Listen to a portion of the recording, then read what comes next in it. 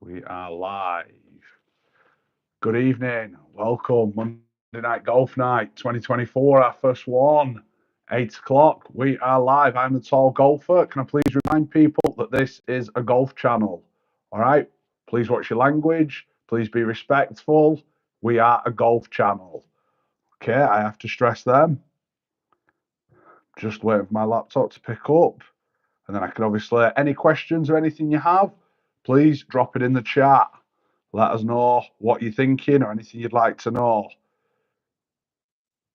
Me and technology at the moment are having a few issues. We seem to have a love-hate relationship. There we go. We are live. So, if you have got any questions, please. So, if you have got any questions, please. So, if you have got any questions, please.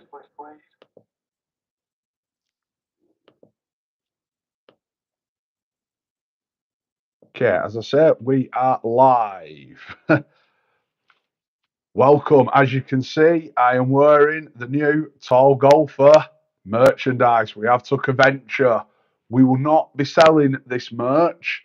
Okay, we will though be offering you the chance, the viewer, to win some merch. Okay, this is our first foray in. As you can see, we've got the hoodie, we've got the email, we've got a bit on the back. Maybe not yet the final design, but the only way you will get one will be to earn it. All right, we will not be selling it or anything like that. It will be earned. Okay, so if you want any of our merch, make sure you keep an eye out. Make sure you hit that subscribe button. Make sure you're following us on TikTok, Instagram, Twitter. Make sure, because we have got so much going on. Now, some people have asked me why are we so late this year. We are late because I have been ridiculously busy filming content, getting things put in place ready for the start of the season. We have got hopefully an epic year scheduled now. On that, as you know, on our Monday Night Golf Night, we try and follow through. I took Simon, the jeweler from Bolton, to the golf shack. I must hold my hands up and say apologies to Simon. The editing didn't come out quite how we hoped. We had a fantastic time. I've got to stress on camera, Simon made a great birdie on a par three. Unfortunately, the editing didn't show it, and I apologise wholeheartedly to Simon for that. Also, as you know, we give away the chance for me to caddy for you. And I took Paul around his local track of Castle Hawk. Never been to Castle Hawk, the golf course beside before, sorry. Been to the driving range, never been on the course. Wow. Do you know what? What a great little course that was. I was really impressed with it. Some great holes. It was just a shame. We had a top layer of frost and underneath it was like a bog. But we filmed that. We got 9 holes just to show that on Monday Night Golf and Tall Golfer Network, we honour our prizes. We make sure we follow through. Paul had a great time. Now, when the weather picks up, I'm either going to go back to Castle Hawk or I'm going to take Paul, do a full 18. We'll get the video out, so make sure you keep your eyes out for that. I am going to do that for Paul. It was just to show our authenticity, keep people involved. Straight away, I've got a question in. Sir, I need some help. My buggy driver got lost. It had my clubs in. What do I do? Buy some new ones. I'm not quite sure what you want me to say to that one. Okay, I'm going to give you that one. As I said, it's been a busy start to the year. We've got plenty of reviews coming out. I've been really excited. As you know, we released the Srixon driver last week. I was a bit disappointed with the Srixon driver. The irons, I've heard nothing but rave reviews. Everybody's moving to the irons or at least testing them. They do seem a really nice iron. I've not actually hit them, but I picked them up, give them a waggle. They feel really nice. I finally got hold of a driver and I was excited. It sat lovely. It just didn't perform, which was a shame, really. And, it really upset me a little bit because I thought for the way the irons have gone, the driver, it sat lovely. I put it behind the bar. I thought, oh, just didn't feel it. Really didn't. If you've not already, go back, watch that review. Let me know what you think. We've got some exciting ones though. I've done all the big brands except one. I'm still obviously trying to acquire a Ping G430 Max 10K. If you know anybody that's willing to lend me one for a review or I can come and review it, please let me know. It's the only one so far I've not done. The others are going to be dropping Coming weeks, this week on Thursday, we've got the TaylorMade QI10s. I've tested 3 of them. It's a good video. I'm not going to say too much. If you have been following me on TikTok, I put it on Instagram. I did the 30 for 31 challenge. That's 30 minutes cardio a day for 31 days. I did it straight. I racked up over 300 kilometers. I'm enjoying a couple of days rest now, I must admit. My body is feeling it.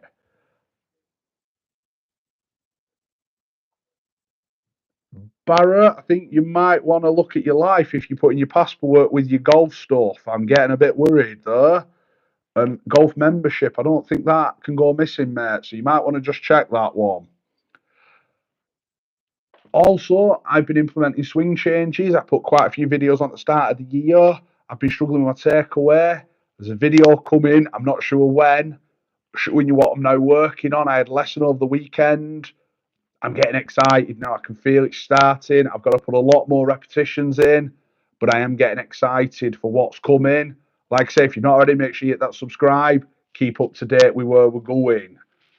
Right, let's move on to some golf. And I'm going to start this week, this year, with Liv. And I'm going to start with the surprise was Tyrrell Hatton. Wasn't surprised Tyrrell moved to Liv. No, I wasn't. I was surprised though at the rumoured cost. We know Jon Rahm moved just before Christmas, 450 million. I heard from reliable sources, Tommy Fleetwood, were talks of 75 million. Now, this is dollars and upwards. So for Tyrrell to move for around $60 million, it shocked me a little bit. I am a little bit surprised. I thought Tyrrell would have easily have asked for 100 at least, and maybe settled for 80. I was surprised 60 I thought was a little cheap. So I don't know. It's got alarm bells ringing in my head. Is there something a little bit more going on? I don't know about that one. Hi, Stephen. Okay. On to Liv, though. They had the first event this week, the Mayakoba. What a good course. Looked to have some really good holes, but one thing I did notice, how tight it was. It had some very long par fours. The fairway, I don't know if it was the drone coverage, the fairways looked very, very narrow. Now, the rough wasn't penal, and maybe that's something Mayakoba want to look at going forward, but the fairways themselves, they looked lovely, but they were awfully tight, and accuracy was clearly rewarded. It was great to see Sergio Garcia, a bit of a resurgence. I mean, he left so many shots out there, especially just on Sunday, that he should have romped it. He really should. With that, the Majestics. I don't know if you've watched the show on YouTube. I've watched the 3 episodes. Absolutely loved it. I thought it was great to see the guys, what they go through. It was definitely different watching them sort of all sit on a couch and discuss the goals and objectives. If you've not given it a watch, I would strongly recommend giving it a watch. It's a great insight into what they're about. Legion 13, Jon Rahm's team, or as I like to call them, Thundercats Golf. The logo just represents the Thundercats logo to me. I've seen a few images on Twitter saying similar. It really does. But John's got his team, got his buddy Tyrrell, got Caleb Sargent, the amateur, who had a phenomenal finish last night. But I think we've got to talk about Wacko Neiman. I think he's got to be discussed. He won it in the playoff. Fair play. He shot 59, which hats off. You've got to take your hat off to anybody shooting 59. The bit though that's left a bit of a sour taste for me is when he's turned around and sort of, I'm not in the majors. I'm not. To me, I don't think he deserves it. I'm going to say it. I know he won down in Australia. Yes, he's won on Live, but they're not big events. They're not. He's talking about the Masters. Does he warrant a place in the Masters? I'm not sure. I'm really not. And I think there's a bit of arrogance to almost be like, I'm not in the majors. I'm not. You've won 2 events in sort of 3 months. I think go out there and win a bit more. Sort of almost make it yours. I feel for me, I don't think he does deserve major exemption at this stage. If he wins next week in Vegas, yes, I would probably change my tune a little bit. But you've got to go out there and win. To me, I don't believe he does deserve it. Let me know what you think. Moving on, the PGA Tour was at the AT&T Pebble Beach over the weekend. What a course. I would love to go and play Pebble Beach. Obviously, I think we've all played it on the PlayStation. and I played it on the simulator with me and Simon played it. I played it off the US Open tees on a simulator, and that was brutal. I'd love though to go and play it in real life and experience it. The bit I don't like is the cost. The green fees, especially it seems in some of the upmarket courses in America or the high profile courses in particular, are just getting ridiculous now. I saw something the other day, I think it was $600+ to play around a golf. Come on. It is getting ridiculous. I know the area, I know it's got everything, but is that growing the game? I don't think it is. No, they made this used to be a great promo. I always enjoyed watching it for the celebrities. I think of Bill Murray, Alfonso Ribeiro, Justin Timberlake, Andy Garcia, to name a few. They made it a designated event. I think for me, no, the AT&T didn't need that. To me, again, it's that PGA, that direction. Where's it going? Unfortunately, the weather cut it short, and now we're going to move on to again the next one for me, Wyndham Clark. And again, since he shot it, we've gone around in circles quite a little bit, which is strange, really. He shot 60, fair play. Got us anybody shooting them kind of scores is brilliant, but it was preferred lies. Now, this is where I find it interesting because the traditionalists who've slated Liv, it's not this, it's not that, we're not the other, are all seeming to change the tune that, oh, we shot a course record. But these same traditionalists will say things like, you can't have a course record on Stableford, you can't have it on pick and place, oh, you definitely can't have handicap reduction on match play. But now, because somebody's done it on the PGA Tour, the narrative seems to be changing that, oh, his 60 is phenomenal. Does it beat Wacko Neiman's 59? To me, no, it doesn't. And to me, he did it on preferred lies.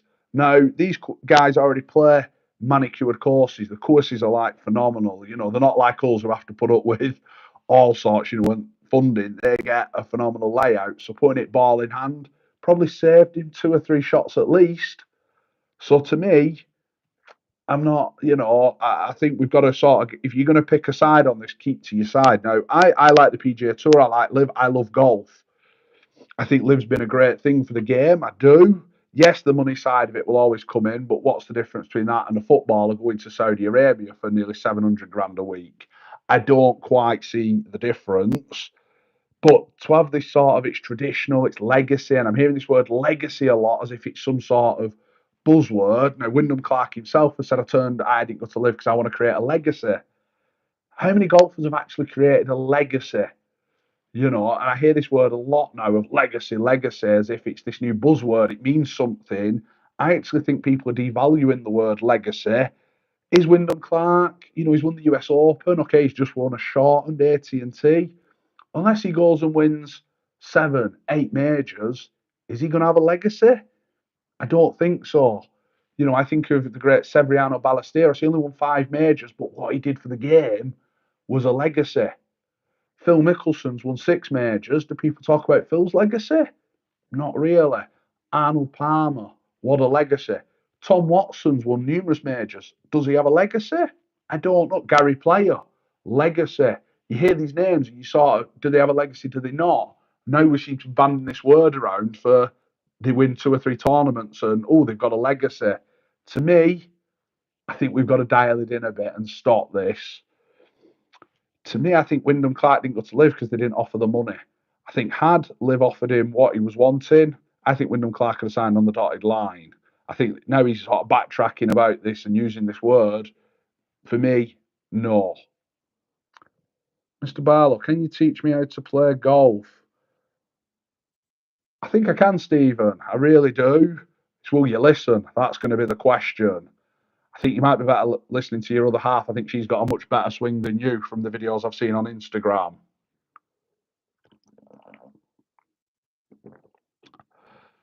Whilst we're on the PGA Tour, it was announced obviously recently they've secured $3 billion funding from a private equity group,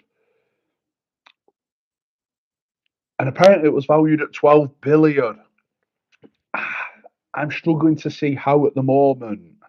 I think there's been a bit of PR work gone on, is what I'm going to say. And the reason I'm going to say that is you've not got the names the same. Sponsors are pulling out right, left, and centre.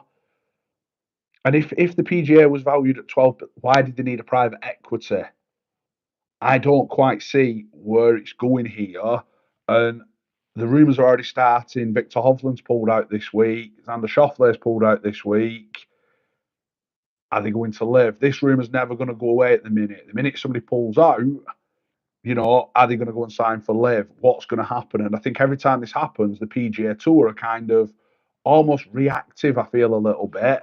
And I feel the PGA Tour need to sit down and come up with a full plan. Decide what are we doing?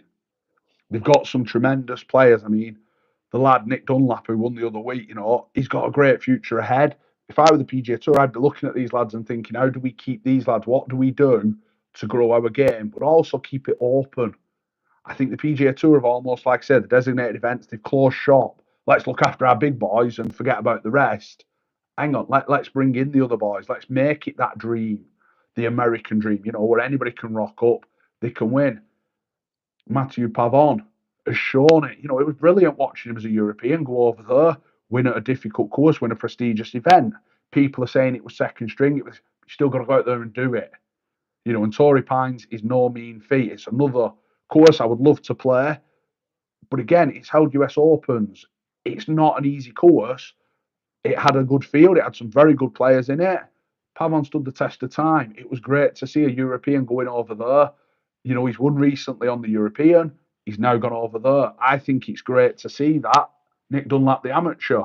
They're the stories you want to see. I think the PGA Tour needs to look at that rather than this. We're going to close the shop and just look after our minority. Keep it open. Keep it for the big guns. You might get there one day, Stephen. You never know. You keep laughing and writing your good questions. It might happen. My next question, though, would be with this funding now with the PGA, what's happening with the DP World Tour? Where does that stand? If you know the answers or you know where it is, please let me know. Because I'm a little lost with it now of where the DP World Tour goes. Somebody put a really interesting article out over the weekend about should they now align with Live. I don't think that's a bad idea, but I feel they've maybe burnt the bridges. When I look at some of the European lads, Lee Westwood, Sergio Garcia, Ian Poulter, 20 odd years they did the European tour. They've been loyal. They showed that they were asked to go and do things. They did it. The way they kind of burnt them, turned the backs on them. If I'm them, I'm sitting to Live going, do we want to get into bed with these people? Keith Pellett has obviously moved on now. He's got a job.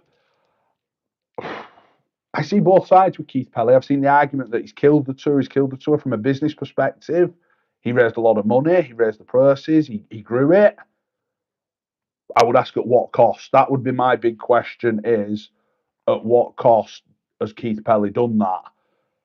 For me, I feel he's maybe taken what was a good tour and took it back a step. That's my personal opinion based on the European Tour or the DP World Tour as it now is. It's become a world tour. It's not got that caliber of player the same. Again, they've sort of bent over backwards for a minority than protecting the majority.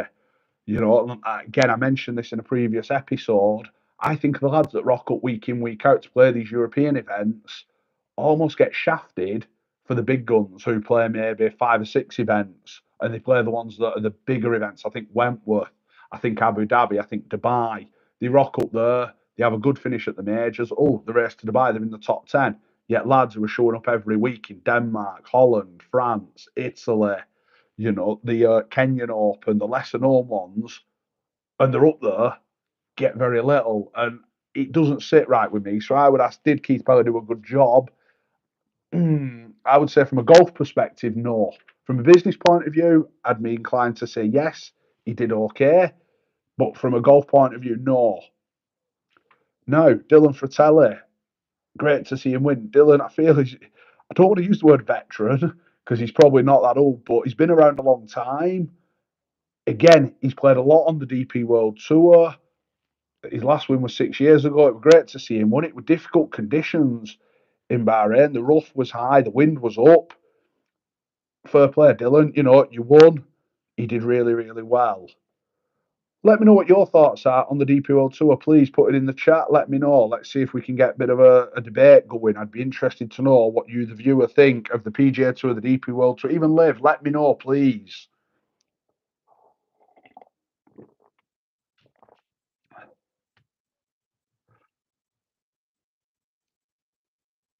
We do seem like our chat is a little quiet tonight.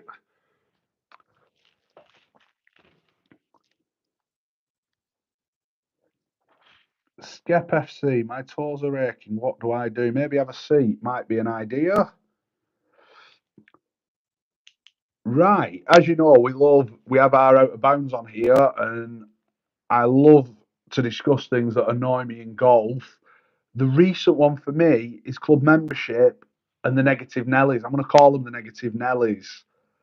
Yesterday, for example, I went to do some filming. I heard a gentleman slating a club, and I said to him, "So, which club is it?" And it was a local club. He was a member of that club. Now, I'm actually a member of the same club, but listening to that, I'm thinking, one, if you're that unhappy, why have you rejoined? Two, why are you broadcasting this in a public place like that? You know, when you remember you're paying good money to be a member of a golf club to then slag it off, and I don't get it. There's a lot of people at the minute moaning about courses. Now, I'm sort of coming full circle a little bit on this. Anybody that knows me knows I'm pretty harsh on courses. I am. But at the minute, even I'm saying this weather, the weather we've had in the last 6 months has been atrocious. You know, the fact courses have been open has been a miracle. Like I said, I went to Castle Hawk, and to be honest, there were bits of it shouldn't have been open if I'm in hindsight. And I showed the video where I was walking and that.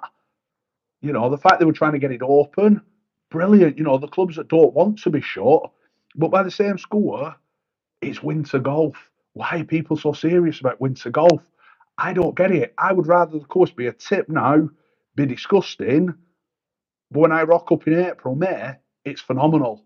That is what I'm looking for. And I know we can all sit there and I've done it. Like I say, I've come full circle. I've done it where I expect the course in April to be like Augusta. That's the standards I have, and we want that.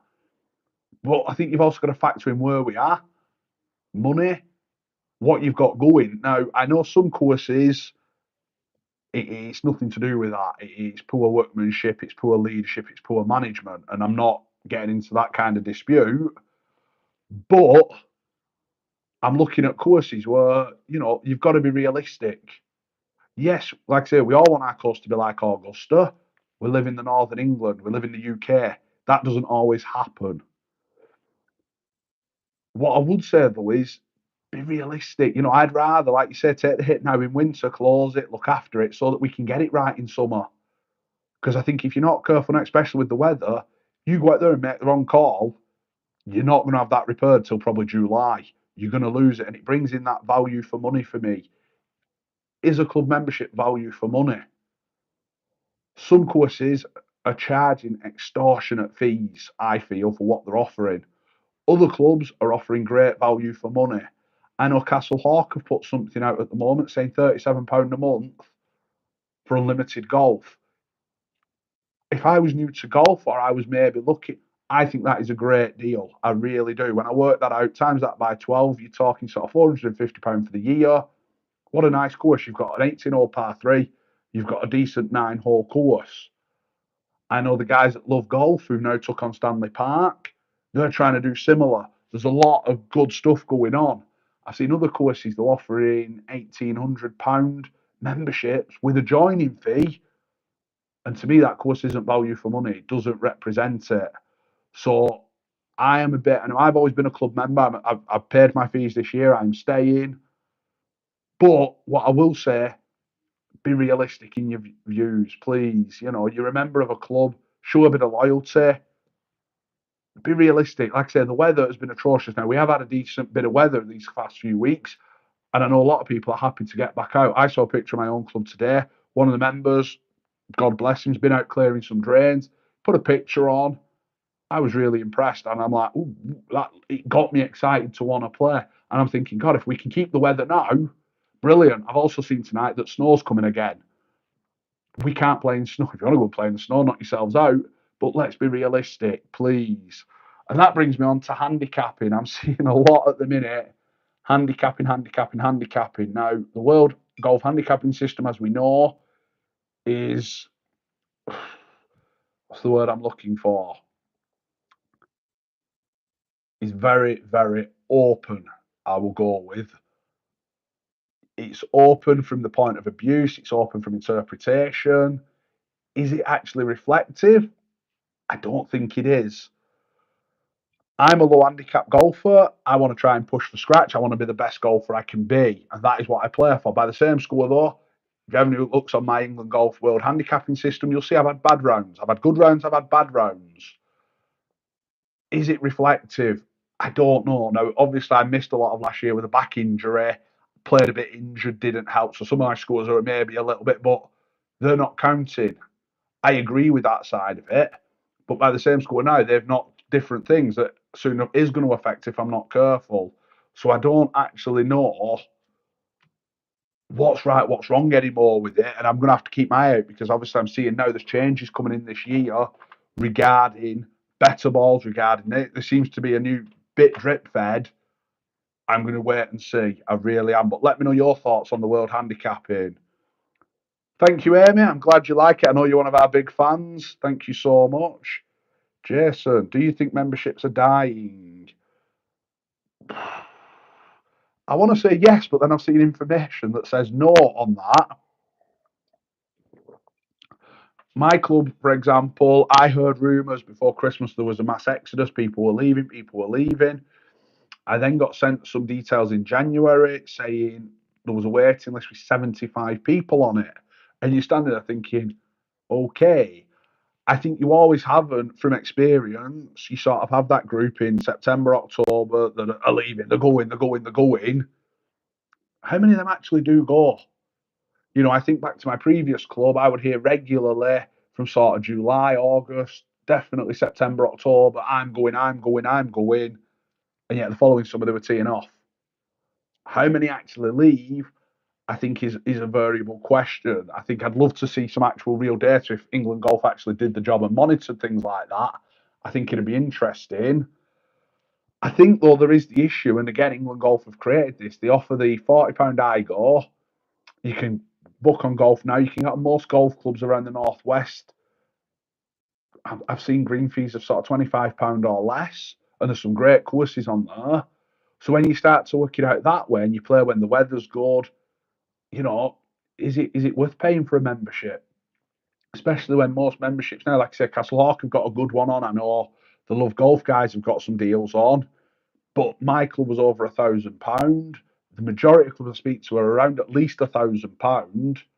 When you start to work it out, do you need a membership? And I think this is the big question now. I've been a member now 20 or 25, 6 years when I started. I feel old. Thanks for that, Jason. But I've always, I've grown up with it. To me, it's normal. But I can see if maybe you're a bit, my course hasn't been good, the politics, like I say, you've met the negative Nellies. Is it worth joining a golf club? I don't know anymore. Open competitions are saying as long as you've got an iGolf handicap, they're accepting it. Now, some are saying they don't, which I like that from a membership point of view because I think it does sort of take out some of the cheats, and we know unfortunately they exist. But I also, it's unfair on the genuine lads. I, I don't know for me now. I think there's going to be a lot of people looking at memberships, and I think the big problem is you're going to have a lot of people shopping around. And there's also the clubs that are offering this new membership deal, new membership, and I'm going back to that word loyalty. How many people are going to stay loyal? And the other thing I would say is it's a two-way system. Clubs need to be loyal. They need to show a bit of loyalty to members. I know clubs this year that have put the fees up. They've got money in the bank. They've got everything's going great. Why are they putting fees up? It's like show that bit of loyalty. I appreciate they're never going to turn around and knock the fees down. I don't think. But why not maybe hold them a year or two? Be loyal to your members, and likewise, your members are then a bit loyal back. At the minute, I feel everybody's sort of pulling their own way, a bit like the Living PGA. Everybody's sort of pulling their own way rather than coming together and thinking, "What's the plan? What's our route? Let's get on the same track and let's go." So to me, I think memberships, I think they're going to stagnate. Would be my assumption, and that is an assumption. I'm not saying I'm going to. It's something I might look into. Actually, the mathematician in me, I think I might keep an eye on that and see how that goes across me. It's going to take a few years probably. I don't think you could stand and say yes. Now, for me, and I'm going to use it when we think back to the pandemic. When the pandemic ended, golf was one of the first sports back. A lot of people picked up golf, and there was a boom. It was brilliant. But how many of them have stayed now? I would say from where that boom was, I would say it's declined. I would say lads, ladies have either moved clubs, gone elsewhere. I think I would say where the numbers were, I would say they've dropped. And now I'd say they're stagnating. I would say it's sort of leveled off a little bit. It'd be interesting to see. I think, let's say 2026, 2027. Let's see then what clubs are like, what numbers are like. Now, obviously, the PR people will spin them numbers, but let's look at the actual numbers. I think it'd be very interesting to see what they're saying. Now, obviously, when I see the PR stuff, I see things, this participation, and basically, you take your girlfriend to the driving range, she counts as a new participant. And be realistic. Has she joined a club? There's a difference between you going out with your wife, your girlfriend, your boyfriend to go and hit some balls for a night out, something to eat. Oh, God, we're going to hit some balls, have a bit of fun, to them actually playing golf. And I think there's been a lot of that. I know when I've been to the driving ranges, I've seen quite a few women playing, talk with them. They've not joined a club, they're here because their husband's playing, or they've come for something to do. They picked it up during lockdown, they just enjoy going to the driving range once a week. Is that playing golf? You've got to look at the finer details, I feel, with this thing. I keep hearing numbers are up, numbers are up, numbers are up. But then if numbers are up, numbers are up, numbers are up, why are golf clubs shutting? That would be my big question. And again, it breaks my heart because I'm seeing more and more golf clubs, it coming up, they've shut, can't financially stay open, can't get the members. But if all these people are playing golf, why is that happening? Now, I know people will say there is different factors with that, but it doesn't add up to me. If somebody said to me, you can join this golf club, it's this, you're getting that value for money, why would you not join? I don't quite get it. So that's, to me, it'd be interesting to see. I feel we've gone off on one there.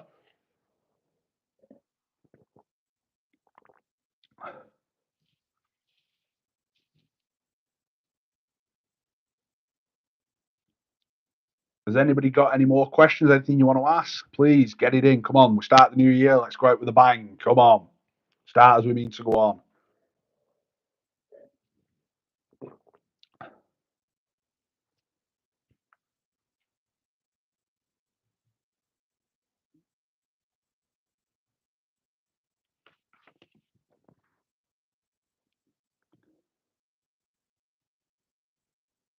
I think so, Amy. I really do. I think if a club's doing well, it's financially viable. I understand, you want to stay financially viable because obviously I know a lot of clubs want to reinvest it into the course, and I totally understand that. But by the same score, like you say, you want to keep that membership, you want to keep them numbers. Like I say, my club's got a waiting list of 75. I would love them 75 lads to get in. I really would. And you've got to look at where do you draw the line? What's the impact on everything of that? I totally get that. But if you're in that kind of position, to me, do you need to put your fees up? Now I know some clubs say we put them up just to cover inflation, cover cost of living, and I totally get all that. But I think there's other revenue streams you can explore, and I think some clubs are almost a bit frightened in terms of doing that, and I don't know why. I look at a lot of golf clubs; they have a great clubhouse. How many private functions do they have? Not many. How many golf days do they have? Not many. How many company days do they have? Not many. And it's like you've got other revenue streams you can tap into that will help your members. Now, I know people talk about company days and that because it blocks the course if it does this. But I'm not saying you have to have one every week or every day. But if you got, for some golf clubs, if they had maybe two a month on the certain days at certain times, and you're keeping membership fees down, I think members would be quite happy and acceptable with that. I really do. Plus, if somebody comes, plays the course, they enjoy it, they may join. It's the after sales. I think some clubs seem very naive with this. They don't do it. Crimson Perfect One. Ah. What's up, Crimson Perfect One? Please, I don't quite get that one.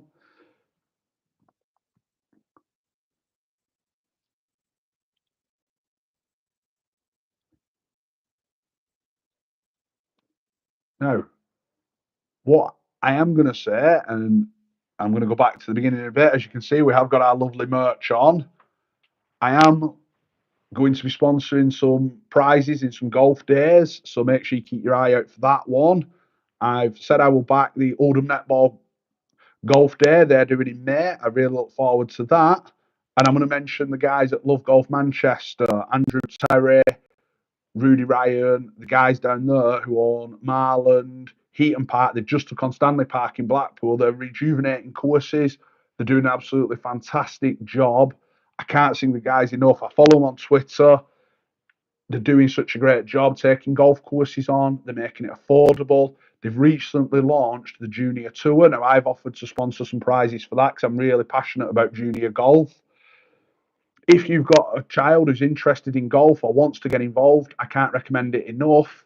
Have a look on the website.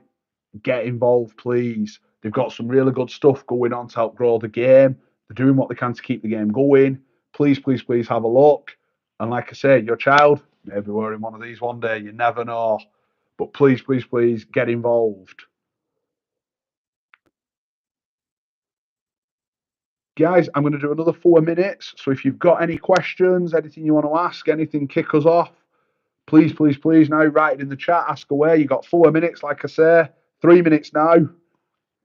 And then we're done for tonight.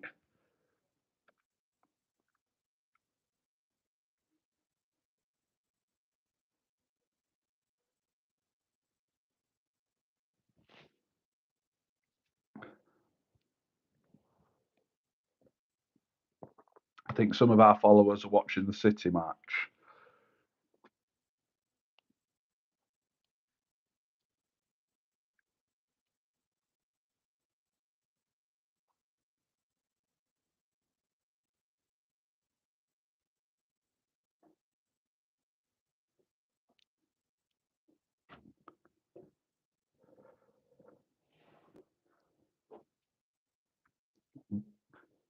Two and a half minutes, guys. If you've got any questions, get them asked now.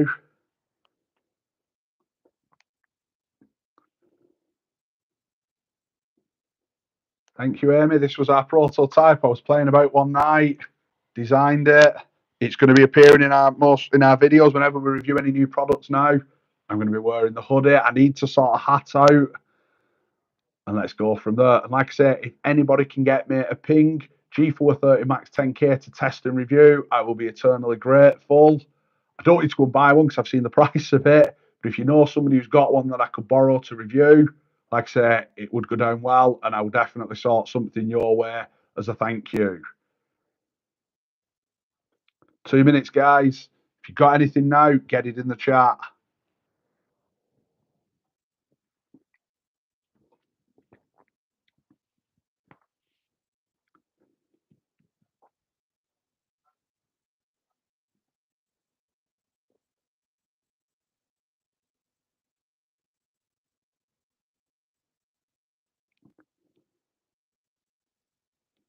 Okay, that's your 1 minute warning now, guys. Be quick if you've got anything you want to ask for tonight, or you'll have to wait till next week.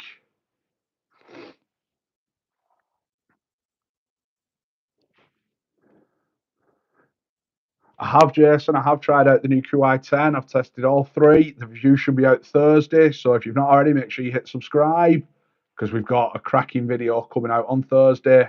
I reviewed all three of the QI10s. I think you could be interested to see what I recommend. And as I mentioned earlier, I have reviewed all the latest equipment except for the Ping. So make sure, guys, you click subscribe to stay up to date with them for the most honest review on YouTube.